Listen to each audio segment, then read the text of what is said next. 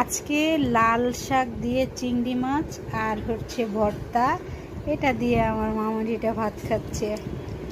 আরও রান্না করছে অনেক কিছু, কিন্তু সেটা নিব না। ভর্তা কিন্তু নিজ হাতে আজকে তৈরি করছে। তুমি নিজে থেকে ভর্তা তৈরি করছো? তাই? ভর্তার কালারটা তো খুব সুন্দর হয়েছে। নিজে নিজে হাত দিয়ে চটকাইছে, খুব সুন্দর। ভর্তা বানিয়ে ফেলছো?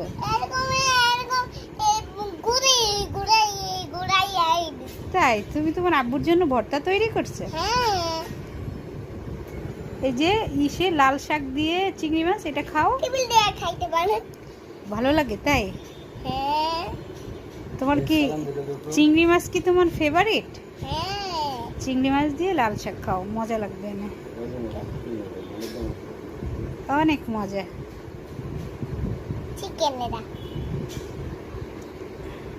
বিসমিল্লাহ।